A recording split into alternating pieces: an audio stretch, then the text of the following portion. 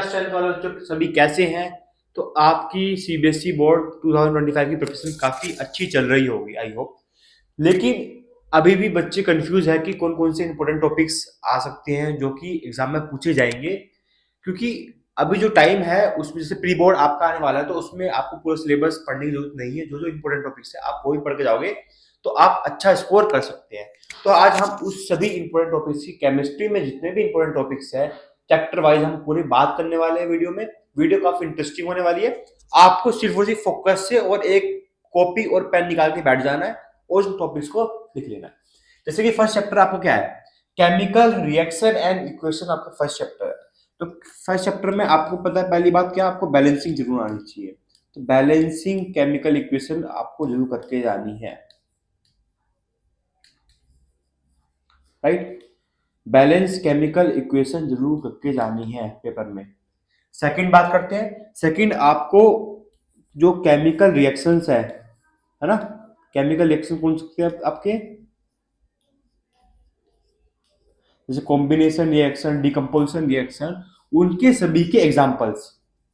क्योंकि एग्जांपल्स पूछ देता है, जैसे कि अगर मैं एग्जांपल देता हूं आपको कि आपको पूछ दिया भाई थर्मल डिकम्पोजिशन, थर्मल डिकम्पोजिशन में कौन सा एग्जांपल होता है, उसको बैलेंसिंग, उसकी बैलेंसिंग आपको अच्छे से आनी चाहिए। ठीक ठीक। तीसरे आपको कोरोजन और रेंसिडिटी पता होना चाहिए। क्या होता है कोरोजन और रेंसिडिटी? क्योंकि कोरोजन और रेंसिडिटी से आपका केस स्टडी आने की चांसेस बन सकती है। किसकी? Case study. क्योंकि ये एक जो टॉपिक है ये थोड़ा सा थ्योरी टॉपिक है ना, इसमें कंसेप्ट नहीं है, थ्योरी टॉपिक है, तो इसलिए इसमें केस स्टडी आ सकती है। तो केस स्टडी किसमें आती है, जो थ्योरेटिकल टॉपिक्स होते हैं उसमें केस स्टडी एग्जामिनर पूछता है, राइट। तो इन तीन टॉपिक्स आपको केमिकल रिएक्शन एंड इक्वेशन में से करने हैं।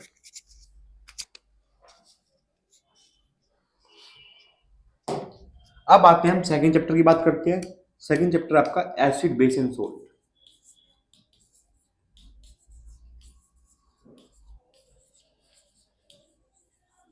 एसिड बेस एंड सोल्ट में से आपको इंडिकेटर्स याद होने चाहिए, ठीक। Indicators first. सेकंड आपको केमिकल प्रॉपर्टीज आनी चाहिए एसिड बेस की।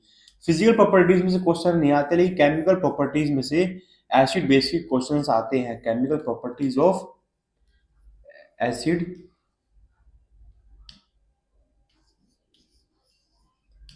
बेस, ठीक। थर्ड टॉपिक आपको क्या है, पीएच।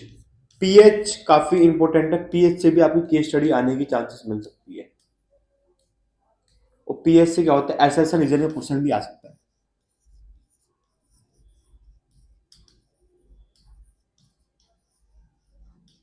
ठीक है, पीएच काफी इंपॉर्टेंट है क्योंकि पीएच में जो एप्लीकेशन ऑफ पीएच है, जो एप्लीकेशन ऑफ पीएच है वो जरूर आना चाहिए। एप्लीकेशन ऑफ पीएच मतलब टूथ डीके वाला, फार्मर क्यों बेसिक बेस यूज करते हैं सोइल्स में, तो वो क्या है, एप्लीकेशन ऑफ पीएच है, पीएच स्केल। ठीक, लिख रहे हो ना सही बच्चे। फोर्थ आपका आना चाहिए आपको प्रिपरेशन ऑफ सॉल्ट्स। सभी प्रिपरेशंस पता होनी चाहिए सॉल्ट्स की, प्रिपरेशन ऑफ सॉल्ट्स। ज्यादातर अगर देखा जाए तो कौन सा पूछता है, NaHCO3, मतलब वॉशिंग सोडा और बेकिंग सोडा की प्रिपरेशन जरूर आनी चाहिए आपको। हद से ज्यादा पूछता है वॉशिंग सोडा और बेकिंग सोडा, सबसे ज्यादा पूछता है। और POP, baking soda, baking soda, ठीक है, और पीओपी प्लास्टर ऑफ पेरिस, ठीक। उसके सबको याद होने चाहिए। एक फिफ्थ आता है आपका soap and detergent. Soap and detergent में ज्यादातर डिफरेंस बिटवीन आ सकता है, सोप और डिटर्जेंट में डिफरेंस क्या होता है, सोप का फॉर्मूला याद होना चाहिए, ठीक। ये पांच टॉपिक्स जो है आपको एसिड बेस एंड सॉल्ट में देखने को पेपर में जरूर मिलने वाले। 5 से 6 मार्क्स से आएगा अगर 27 में से देखा जाए तो अप्रोक्स 7 से 8 number acid base and salt का क्वेश्चंस आते आते हैं। देखते हैं नेक्स्ट की बात करते हैं।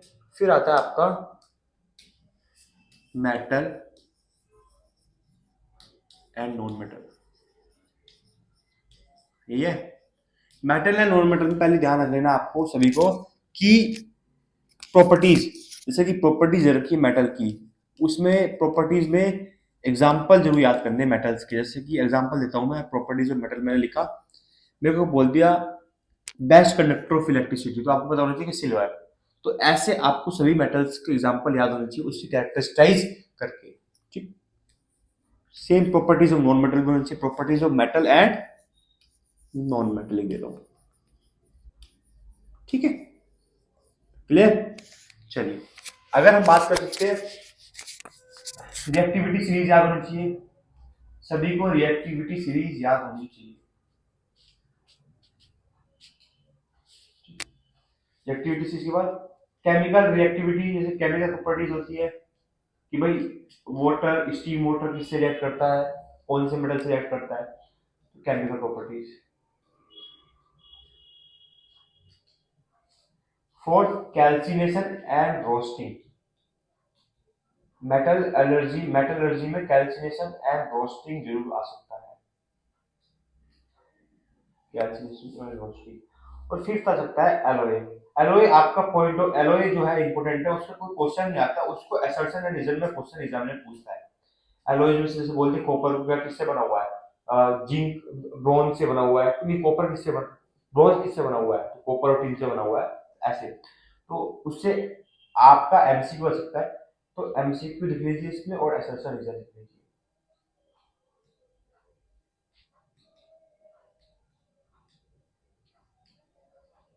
ठीक, ये 5 टॉपिक आपको करते रहने हैं, किसी metal and non metal, right. चलिए आगे बात करते हैं, carbon and its compound,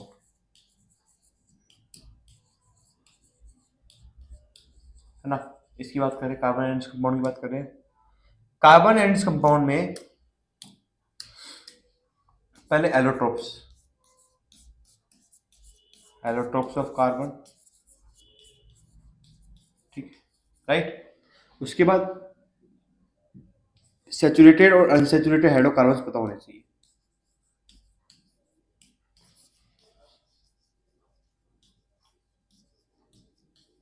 unsaturated hydrocarbons पता होने चाहिए, ठीक।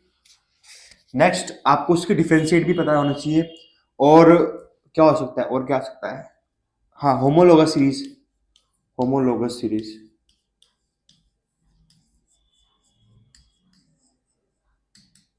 ठीक। ये सब टॉपिक्स हम मैराथन में करेंगे, जो पेपर नजदीक आएंगे ना बोर्ड्स के, तो हम सारी चीजें करवाएंगे आपको। और क्या हो सकता है, नोमेनक्लेचर, नोमेनक्लेचर थोड़ा सा इजी आता है, वो 11 12 वाला नोमेनक्लेचर नहीं आता क्लास 10th में, जैसे कि 2 मिथाइल पूछ लिया, तो ये सब फंक्शनल ग्रुप्स पता होने चाहिए, फंक्शनल ग्रुप्स, है ना, ठीक, ये जो पता होनी चाहिए। और एक ईस्टर कैसे बनता है, ईस्टर की फॉर्मेशन आनी चाहिए, ईस्टर बनता है ना, ईस्टर फॉर्मेशन, ठीक है। ऑक्सीडेशन रिएक्शन ये आना चाहिए, डी कार्बो ऑक्सीडेशन रिएक्शन,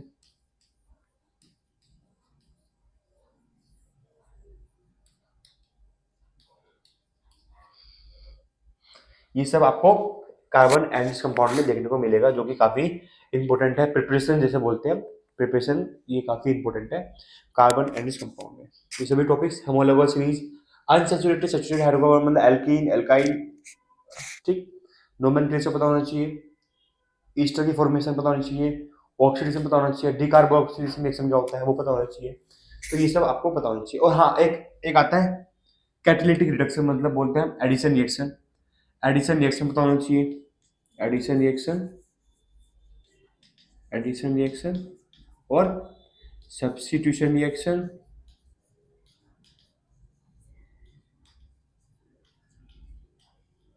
ठीक। ये सभी टॉपिक्स आपको आने चाहिए।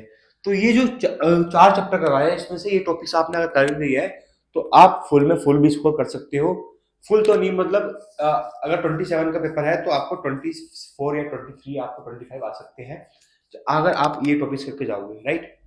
अब क्या होने लग गया है, थोड़ा थोड़ा ना एनसीईआरटी के साइड में प्रैक्टिकल्स कुछ भी चीज दी होगी उसमें से भी क्वेश्चंस आते हैं, वो भी मैं करवाऊंगा आपको। तो ये टॉपिक्स आपको जरूर करके जाने हैं पेपर में, काफी इंपॉर्टेंट है। हो सकता है कि आपका क्वेश्चन यहीं से छपे।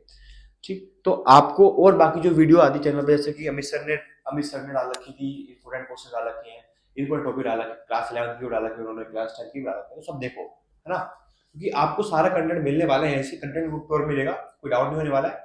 कोई अगर हमसे भी गलती हो तो आप कमेंट में लिख सकते हो, लेकिन आपको सपोर्ट करना है, चैनल को लाइक करना है, सब्सक्राइब करना है, कमेंट करना है, और अपनी प्रिपरेशन को और बूस्ट करने में अपने आप खुद की मदद भी करनी है और हमारी मदद भी करनी है, हम तुम्हें अच्छा चीजें कंटेंट लाके दें। चलिए bye bye, thank you so much.